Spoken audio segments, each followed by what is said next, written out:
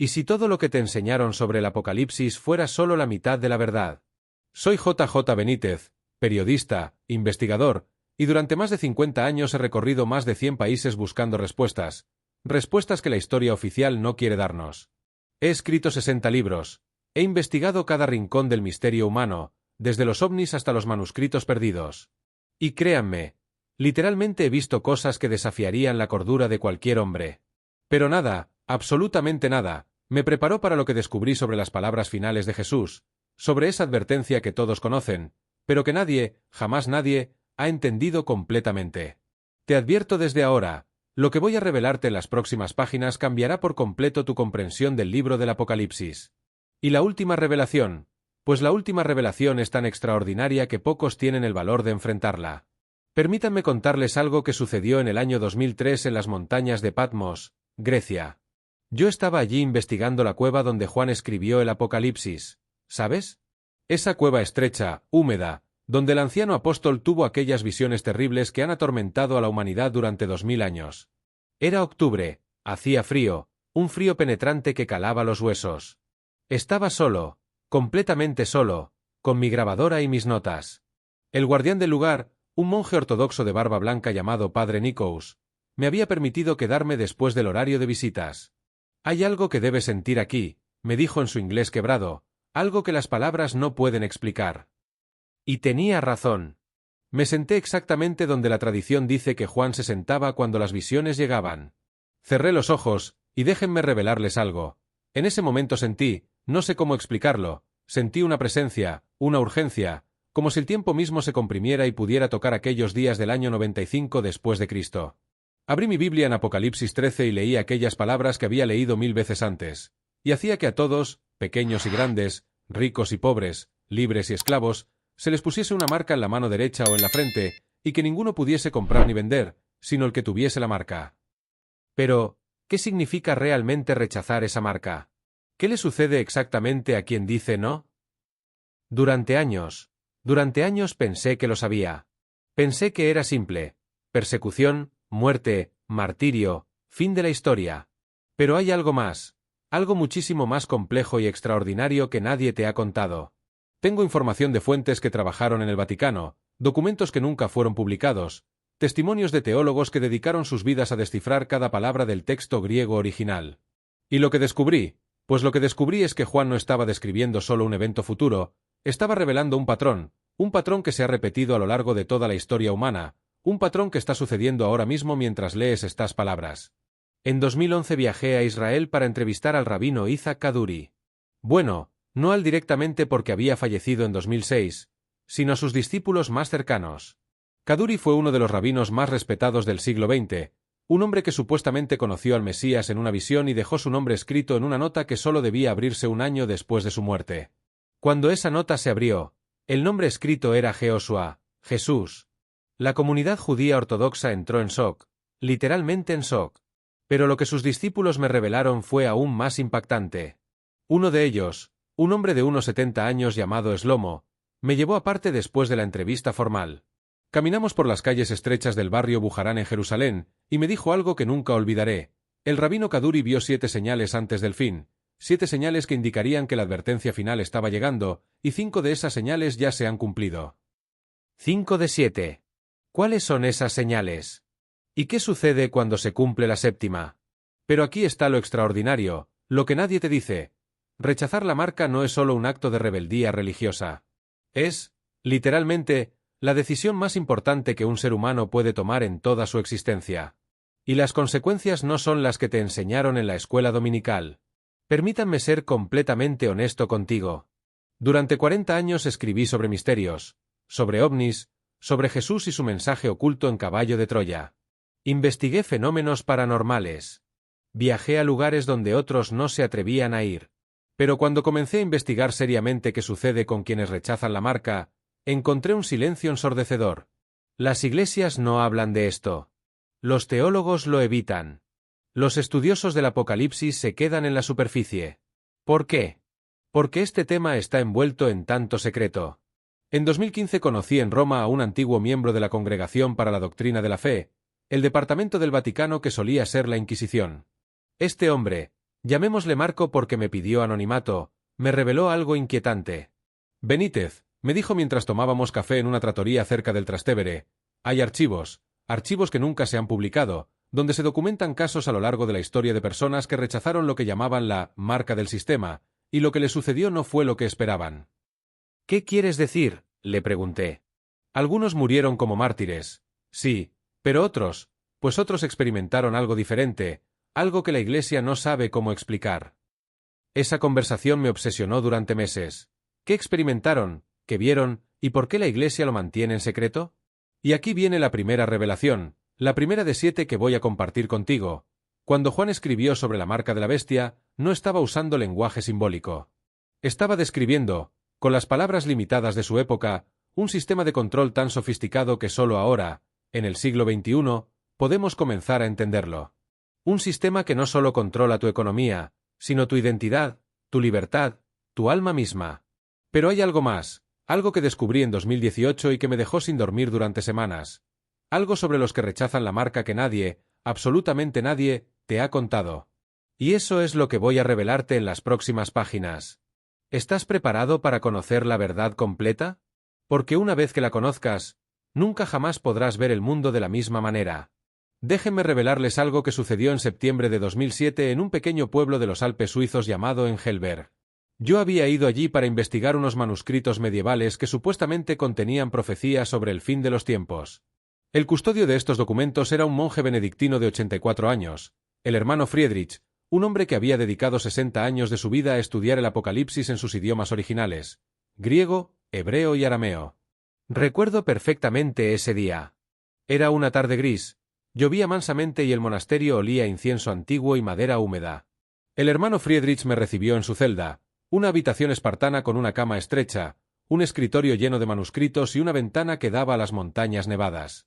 Sus ojos azules tenían esa claridad que solo poseen quienes han visto más allá del velo de lo ordinario. Benítez, me dijo en un español sorprendentemente perfecto, usted ha viajado por todo el mundo buscando respuestas. Pero la pregunta más importante nunca se la han respondido, ¿verdad? ¿Cuál pregunta?, le pregunté. ¿Qué le sucede exactamente, minuto a minuto, a quien rechaza la marca? Tenía razón.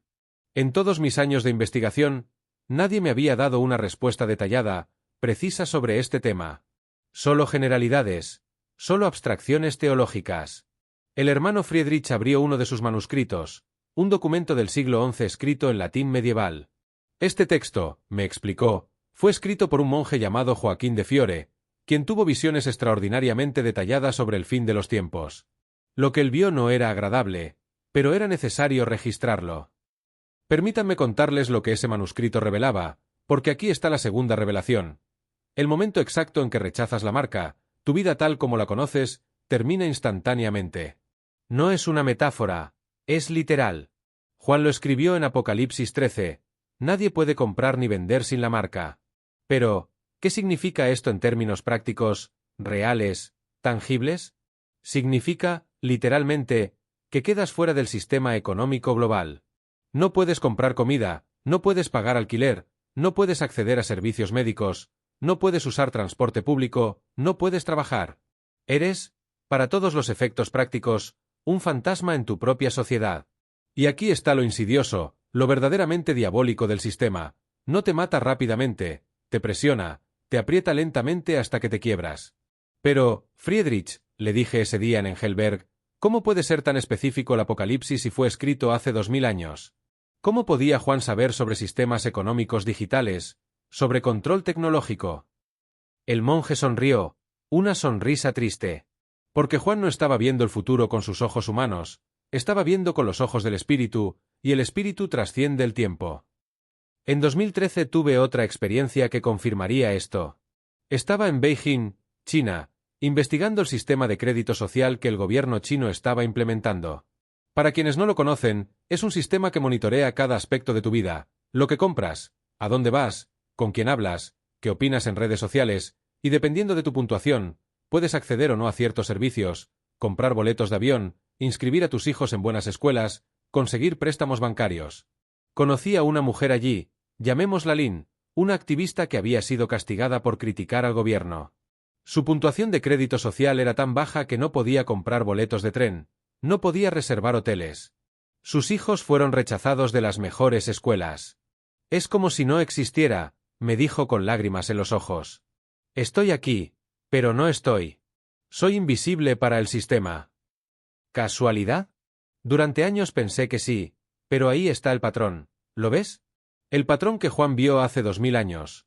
Un sistema de control total donde tu obediencia determina tu supervivencia. Pero hay algo más, algo que el hermano Friedrich me reveló ese día en Suiza y que me dejó helado. Benítez, el rechazo de la marca no solo te excluye económicamente, te convierte en un blanco, en una presa. La tercera revelación es esta. Una vez que rechazas la marca, el sistema no solo te excluye pasivamente, te caza activamente. Y aquí está la genialidad maligna del sistema. Usa tecnología y usa personas. Apocalipsis 13 habla de la bestia que hace que todos reciban la marca. Pero Mateo 12 y 10 añade otro detalle escalofriante. Muchos se escandalizarán entonces y se traicionarán unos a otros y se aborrecerán unos a otros. Permítanme explicarles cómo funciona esto. En un mundo donde todos tienen la marca, cualquiera sin ella se destaca inmediatamente. Imagina cada espacio público equipado con escáneres, cámaras de reconocimiento facial, sensores biométricos. El momento en que entras a cualquier lugar monitoreado, que es básicamente en todas partes, el sistema sabe que no tienes la marca y te reporta. Pero no es solo tecnología, es gente. Tus vecinos te denuncian porque hay recompensas por entregar resistores, incentivos financieros, mejores raciones, mejoras en su crédito social. La sociedad se condiciona para verte no como un mártir de fe, sino como un criminal peligroso que merece castigo. En 2016 entrevisté en Alemania a una anciana de 92 años llamada Greta, quien había sobrevivido al régimen nazi. Me contó cómo su propia hermana la denunció a la Gestapo por esconder a una familia judía en 1943. Lo peor, me dijo con voz quebrada, no fue que me arrestaran, fue ver a mi hermana sonreír cuando me llevaban. Ella creía, genuinamente creía que estaba haciendo lo correcto. El sistema la había convencido de que yo era el enemigo. ¿Ves el patrón? ¿Ves cómo se repite la historia? Y aquí viene algo que muy pocos entienden. Antes de que comiencen los arrestos masivos y las ejecuciones, el sistema necesita preparar psicológicamente a la población. El lenguaje cambia. Los resistores ya no son personas, son amenazas, elementos, problemas que resolver. La sociedad se condiciona para verlos no como seres humanos con convicciones, sino como obstáculos para el bien común. Tengo información de fuentes que trabajaron en departamentos de propaganda gubernamentales en varios países. Me explicaron cómo se construye este tipo de narrativa. Primero deshumanizas, luego criminalizas, finalmente eliminas, y la población aplaude porque cree que se está protegiendo. Pero hay algo más, algo que descubrí en un viaje a Jordania en 2017. Yo estaba en Petra, Jordania, en marzo de 2017. Había ido allí porque algunos estudiosos creen que Petra es uno de los lugares donde los creyentes se esconderán durante la tribulación. Es una ciudad tallada en piedra, oculta entre montañas, casi inaccesible, excepto por un desfiladero estrecho. Mientras caminaba por esas calles antiguas, talladas por los nabateos hace más de 2000 años, pensaba en las palabras de Jesús en Mateo 24, entonces los que estén en Judea huyan a los montes. Conocí allí a un arqueólogo israelí llamado Abraham, un hombre de unos 60 años con una barba gris y ojos que parecían ver a través del tiempo. Nos sentamos en una cueva fresca, protegidos del sol abrasador del desierto, y me contó algo extraordinario. Benítez, me dijo mientras bebíamos té dulce, hay algo que los cristianos no entienden sobre el Apocalipsis. No es solo un libro de terror, es también un libro de instrucciones. Juan no solo estaba describiendo qué va a pasar, estaba dando indicaciones precisas de cómo sobrevivir. ¿Qué quieres decir?, le pregunté. Cuando Jesús dice, huyan a los montes, está dando una orden militar, un plan de evacuación. Y hay lugares específicos que han sido preparados. La cuarta revelación es esta: no todos los que rechazan la marca serán inmediatamente arrestados y ejecutados. Algunos escaparán, algunos se esconderán y algunos sobrevivirán durante meses, tal vez años, en lugares ocultos. Y para ellos, la vida se convierte en algo completamente diferente. Permítanme contarles lo que descubrí sobre estos lugares. En 2014 viajé a las montañas de Armenia a un monasterio del siglo IV llamado Tatev. Para llegar allí hay que tomar el teleférico más largo del mundo, que atraviesa un cañón profundo. El lugar es prácticamente inaccesible por tierra. Los monjes que viven allí me mostraron cuevas naturales en las montañas circundantes, cuevas enormes donde podrían refugiarse cientos de personas.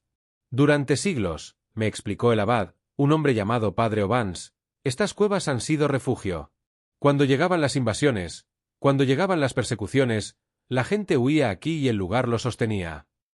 ¿Casualidad? No. No lo creo. Hay demasiados lugares así en el mundo, demasiados refugios naturales que parecen diseñados específicamente para este propósito. Pero aquí está lo extraordinario, lo que pocos entienden. Cuando el sistema de la marca se vuelve obligatorio y comienza la persecución, habrá caos, confusión. El sistema, por sofisticado que sea, no podrá capturar a todos inmediatamente. Algunas personas verán venir la tormenta y huirán antes de que comiencen los arrestos. Y Jesús específicamente les ordena hacer esto en Mateo 24. El que esté en la azotea no descienda para tomar algo de su casa, y el que esté en el campo no vuelva atrás para tomar su capa. No pares, no empaques, no pienses, simplemente corre.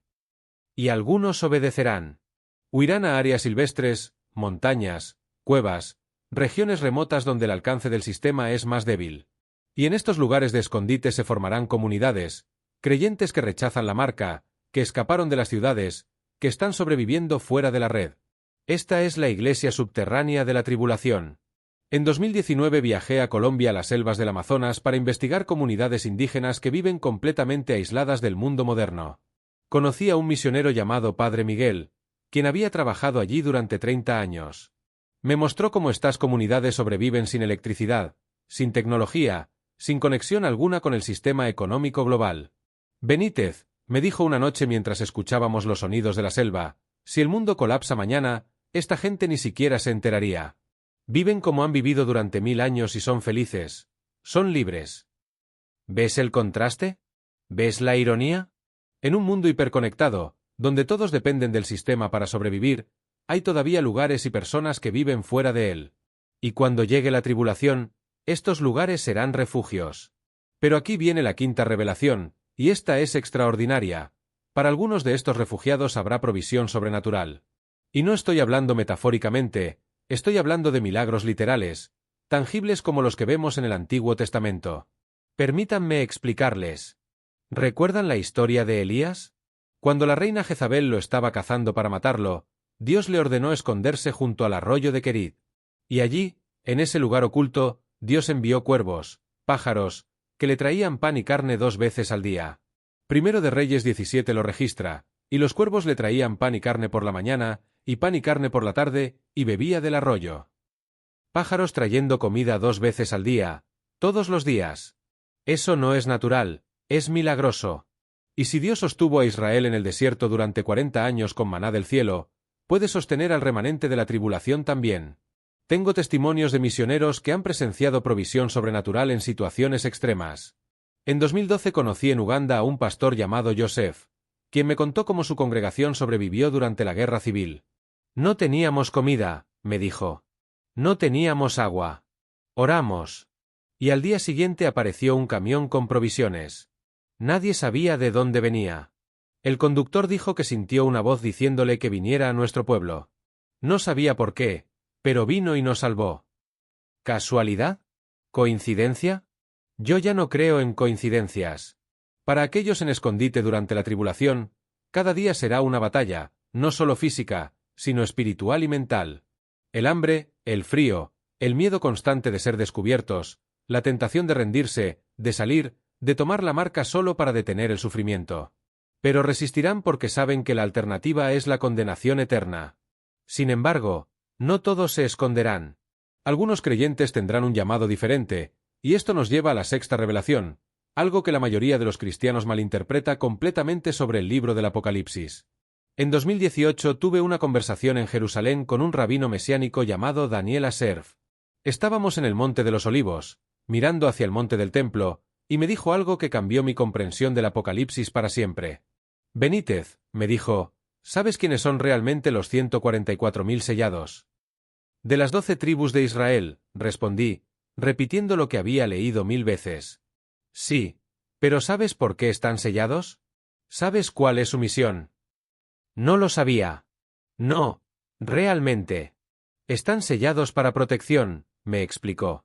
Apocalipsis 7 y 9 lo dejan claro. Durante ciertos juicios, las plagas, las langostas, los tormentos demoníacos no pueden tocar a los sellados. Son intocables hasta que su trabajo termine. Permítame revelarte esto porque es crítico.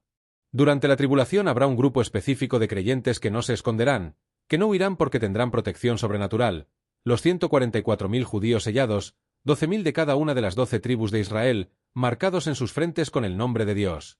Y su misión es predicar, proclamar, profetizar. Son evangelistas sobrenaturales que recorrerán el mundo durante la tribulación, inmunes a los intentos del anticristo de matarlos hasta que Dios diga que su trabajo está completo. Son como los 2 testigos de Apocalipsis 11, añadió el rabino Daniel, intocables, invencibles, hasta que su testimonio esté completo. Y aquí está lo extraordinario, los 2 testigos. Apocalipsis 11 describe algo que durante siglos pareció imposible, fantástico, pero que ahora, con lo que sabemos sobre genética, sobre tecnología, sobre física cuántica, comienza a tener sentido de maneras que nunca imaginamos. Déjenme contarles sobre un viaje que hice en 2010 a Jerusalén. No era mi primer viaje allí, créanme. He estado en esa ciudad probablemente 50 veces a lo largo de mi vida. Pero este viaje fue diferente. Había contactado a un físico israelí, un hombre brillante llamado Dr. Eliezer Steinberg, quien trabajaba en el Instituto Weizmann de Ciencias. Él había desarrollado una teoría fascinante sobre los milagros bíblicos desde una perspectiva de física cuántica. Nos reunimos en un café en el barrio alemán de Jerusalén, un lugar tranquilo con árboles y pájaros cantando. Recuerdo que era una mañana de mayo, el sol brillaba y el Dr. Steinberg llevaba un kipá azul y anteojos gruesos que hacían que sus ojos parecieran enormes. Benítez, me dijo mientras mezclaba azúcar en su café turco, la ciencia moderna está descubriendo que el universo es mucho más extraño de lo que pensábamos. La física cuántica nos muestra que la realidad no es fija, que el observador afecta al observado, que partículas pueden estar en 2 lugares al mismo tiempo, que la información puede viajar instantáneamente a través de distancias infinitas. ¿Y qué tiene que ver esto con los 2 testigos?, le pregunté. Todo, respondió. Apocalipsis 11 describe 2 profetas que durante 1260 días, 3 años y medio, predican en Jerusalén. Y cualquiera que intente dañarlos, fuego sale de sus bocas y devora a sus enemigos. Tienen poder para cerrar el cielo para que no llueva. Tienen poder para convertir el agua en sangre, para llamar plagas. Suena imposible, comenté. Suena imposible con nuestra física actual, me corrigió. Pero si estos hombres pudieran manipular la realidad a nivel cuántico, si pudieran acceder a dimensiones que nosotros no percibimos, entonces todo lo que describe Juan sería no solo posible, sino lógico. Esa conversación me obsesionó durante años, porque aquí está la 7ª y última revelación, la más impactante de todas. Durante la tribulación, algunos creyentes experimentarán poderes sobrenaturales, no porque sean especiales, sino porque Dios tiene una misión específica para ellos. Los 2 testigos profetizarán en Jerusalén, intocables durante exactamente 1260 días. El anticristo intentará matarlos. No podrá.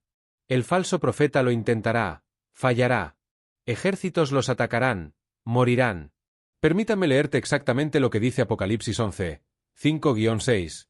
Si alguno quiere dañarlos, sale fuego de la boca de ellos y devora a sus enemigos, y si alguno quiere hacerles daño, debe morir él de la misma manera.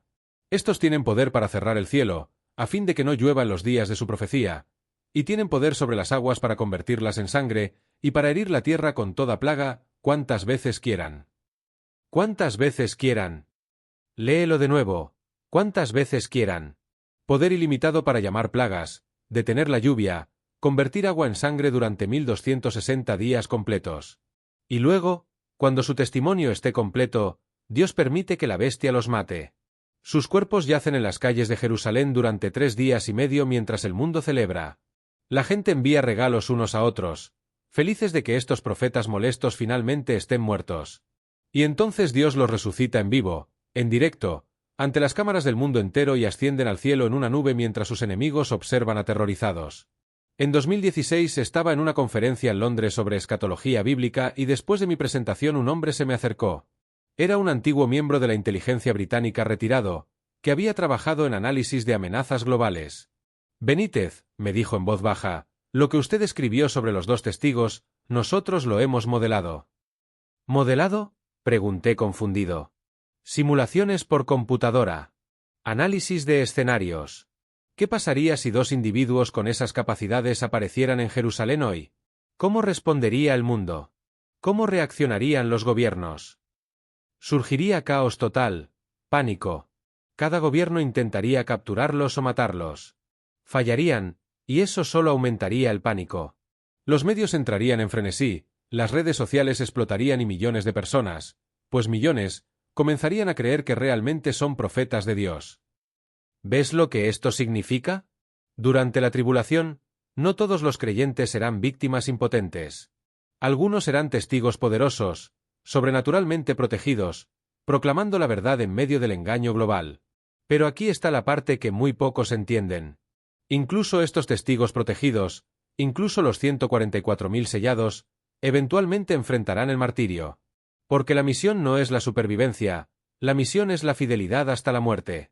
En 2013 viajé a Roma para investigar los archivos del Vaticano sobre los primeros mártires cristianos. Necesité permisos especiales, contactos que había desarrollado durante décadas de investigación. Y allí, en esos archivos polvorientos, encontré relatos de testigos oculares sobre las ejecuciones de cristianos en el Coliseo. Un documento en particular me impactó profundamente. Era una carta escrita por un soldado romano llamado Marcus Flavius en el año 203 después de Cristo. Describía la ejecución de una joven cristiana llamada Perpetua. Marcus escribió: la vi caminar hacia las bestias cantando himnos. Su rostro brillaba con una paz que no puedo explicar. Cuando el león la atacó, ella no gritó, no maldijo, simplemente cerró los ojos y susurró algo que no pude escuchar. Y juro por todos los dioses de Roma que en el momento de su muerte vi, literalmente vi, una luz salir de su cuerpo y elevarse hacia el cielo. ¿Alucinación? ¿Imaginación de un soldado traumatizado? Tal vez. Pero hay cientos de relatos similares. Cientos. Y esto nos lleva al momento más difícil de este relato, la parte que es más dura de enfrentar. ¿Qué le sucede realmente a la mayoría de los que rechazan la marca? Son ejecutados. ¿Y el método? Pues el método es específico. Apocalipsis 20:4 lo deja brutalmente claro: y vi las almas de los decapitados por causa del testimonio de Jesús y por la palabra de Dios, los que no habían adorado a la bestia ni a su imagen y que no recibieron la marca en sus frentes ni en sus manos. Decapitados, no solo matados, decapitados específicamente.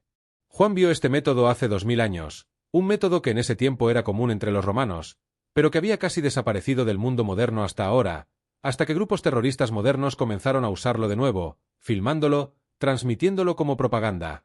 ¿Casualidad? Ya sabes mi respuesta. La decapitación es visceral, es diseñada para humillar, para aterrorizar, para crear espectáculo. Y durante la tribulación estas ejecuciones no serán escondidas, serán transmitidas, exhibidas, usadas como propaganda. Apocalipsis 1:15 dice: y se le permitió infundir aliento a la imagen de la bestia para que la imagen hablase e hiciese matar a todo el que no la adorase. Todo el que no la adore debe ser matado. No es persecución a pequeña escala, es exterminación sistemática de cualquiera que rehúse cumplir. Pero aquí está lo que el verdugo no entiende, lo que las multitudes que observan no ven. Para el creyente siendo martirizado, el momento en que cae la espada es el momento de la victoria definitiva. Segunda de Corintios 5:8 lo explica: pero confiamos, y más quisiéramos estar ausentes del cuerpo y presentes al Señor. Ausente del cuerpo, presente con el Señor. No hay sueño del alma, no hay periodo de espera, no hay purgatorio. El instante en que mueres, si eres creyente, estás en la presencia de Jesús, sin más dolor, sin más sufrimiento, sin más persecución. Gozo inmediato, perfecto, eterno. El verdugo piensa que está terminando tu vida, pero en realidad está abriendo la puerta al paraíso. Ahora déjenme conectar todos los puntos, todas las revelaciones que he compartido contigo a lo largo de estas páginas, porque aquí es donde todo cobra sentido de una manera que transformará completamente tu comprensión, no solo del Apocalipsis, sino de la vida misma. Permítanme llevarte de regreso a donde comenzamos, a esa cueva en Patmos donde Juan tuvo sus visiones. Regresé allí en 2020, justo antes de que el mundo cambiara para siempre con la pandemia, y esta vez fui con una comprensión completamente diferente de lo que Juan había visto. El padre Nikos, el mismo monje que me había recibido en 2003, seguía allí. Ahora tenía 90 años. Pero sus ojos mantenían esa claridad penetrante. Nos sentamos en la misma cueva, en el mismo lugar donde 17 años antes yo había sentido esa presencia inexplicable. «¿Has regresado?», me dijo con una sonrisa. «He regresado porque ahora entiendo», le respondí. «Entiendo lo que Juan realmente vio». «¿Y qué vio?», me preguntó, aunque sabía que él conocía la respuesta. «Vio una elección», le dije. «La elección más importante que un ser humano puede hacer. Una elección entre la comodidad temporal y la gloria eterna, entre la supervivencia física y la vida verdadera». El monje asintió lentamente. «Continúa». «Cuando rechazas la marca», continué, «pierdes todo en este mundo, tu economía, tu libertad, probablemente tu vida. Pero ganas algo infinitamente más valioso. Ganas tu alma. Ganas la eternidad, ganas el derecho de reinar con Cristo durante 1000 años y después para siempre. Y aquí está la revelación final, la más transformadora de todas. La recompensa por rechazar la marca es tan extraordinaria, tan incomprensiblemente gloriosa, que hace que el sufrimiento temporal parezca absolutamente insignificante. Apocalipsis 20, 4-6 lo describe, y vi tronos, y se sentaron sobre ellos los que recibieron facultad de juzgar. Y vi las almas de los decapitados por causa del testimonio de Jesús y por la palabra de Dios, los que no habían adorado a la bestia ni a su imagen y que no recibieron la marca en sus frentes ni en sus manos, y vivieron y reinaron con Cristo 1000 años. Bienaventurado y santo el que tiene parte en la primera resurrección. La segunda muerte no tiene potestad sobre estos, sino que serán sacerdotes de Dios y de Cristo y reinarán con él 1000 años. Déjame descomponerlo para ti, porque esto es extraordinario. Los mártires de la tribulación no solo van al cielo, reinan. Se sientan en tronos, se les da autoridad, gobiernan junto a Cristo durante el reino milenial. Durante 1000 años completos, tendrán posiciones de autoridad y honor en el reino terrenal de Cristo. Y después del milenio continúan reinando en el estado eterno, el cielo nuevo y la tierra nueva, para siempre. Pierdes 70 años como máximo en la tierra. Ganas años infinitos reinando en gloria. En 2017 tuve una conversación con un matemático en Oxford, Inglaterra, un hombre brillante llamado Dr. Thomas Whitfield, quien había desarrollado teorías sobre el infinito. Benítez, me dijo mientras caminábamos por los jardines de Christ Church College, la mente humana no puede realmente comprender el infinito. Cualquier número que imagines, por grande que sea, es cero comparado con el infinito. 1.000.000 de años de sufrimiento comparado con la eternidad de gloria es matemáticamente cero, literalmente cero. ¿Entiendes lo que esto significa? Pablo lo expresó perfectamente en Romanos 8 y 18, pues tengo por cierto que las aflicciones del tiempo presente no son comparables con la gloria venidera que en nosotros ha de manifestarse. No son comparables. No están en la misma categoría. La escala es tan diferente que la comparación no tiene sentido. Es como comparar una gota de agua con el océano, un grano de arena con la playa, un segundo con la eternidad. Pero hay una dimensión más de esto de la que debemos hablar. Tu rechazo de la marca no es solo acerca de tu propia salvación, es un testimonio. Cuando rechazas, cuando soportas tortura en lugar de adorar a la bestia, cuando vas a la espada del verdugo en lugar de negar a Cristo, la gente está observando. Apocalipsis 12 y 11 lo explica, y ellos le han vencido por medio de la sangre del Cordero y de la palabra del testimonio de ellos, y menospreciaron sus vidas hasta la muerte. Le vencieron por la sangre del Cordero y por la palabra de su testimonio. Tu testimonio importa. Tu fidelidad habla. Cada mártir que muere rechazando la marca es un sermón viviente, bueno, muriente, de que Cristo vale más que la vida misma. Y ese testimonio llevará a otros a rechazar, a mantenerse firmes, a elegir la eternidad sobre la supervivencia temporal. Tu muerte no es desperdiciada, es un arma contra el sistema de la bestia. Permítanme contarte una última historia. En 2019 conocí en Turquía a un anciano de 102 años llamado Agop. Él había sobrevivido al genocidio armenio de 1915. Me contó cómo cuando tenía 7 años vio a su padre ser ejecutado por negarse a convertirse al Islam. ¿Qué recuerdas de ese momento?, le pregunté con delicadeza. Recuerdo sus ojos, me dijo con lágrimas corriendo por sus mejillas arrugadas. Sus ojos mientras lo llevaban. No había miedo en ellos. Había paz. Había algo más, algo que no pude entender hasta años después, cuando me hice cristiano yo mismo. ¿Qué era?, le pregunté. Era gozo. Gozo de saber que en unos segundos estaría con Jesús. Y ese gozo, pues ese gozo me salvó, porque si mi padre podía morir con esa paz, con ese gozo, entonces su Dios debía ser real. Y decidí que algún día conocería a ese Dios. ¿Ves? ¿Ves el poder del testimonio? Ahora déjame decirte algo más. Tal vez estés pensando, esto suena imposible. Nunca podría soportar ese tipo de sufrimiento. Nunca podría enfrentar la ejecución con fe. Y tienes razón, por tu cuenta no podrías. Ninguno de nosotros podría. Pero aquí está la promesa de Jesús en Mateo 10, 19-20, mas cuando os entreguen, no os preocupéis por cómo o qué hablaréis, porque en aquella hora os será dado lo que habéis de hablar, porque no sois vosotros los que habláis, sino el Espíritu de vuestro Padre que habla en vosotros. En aquella hora te será dado. No necesitas la fuerza ahora. La recibirás cuando la necesites. Durante los primeros 300 años del cristianismo, ser cristiano significaba arriesgar tu vida. El Imperio Romano veía al cristianismo como una amenaza, un culto, una superstición peligrosa y persiguieron. Y sin embargo, el cristianismo creció. El padre de la Iglesia Tertuliano famosamente dijo, la sangre de los mártires es la semilla de la Iglesia. Porque cuando la gente veía a cristianos enfrentar la muerte con gozo, con paz, con fe inquebrantable, los convencía. ¿Qué saben estas personas que las hace dispuestas a morir?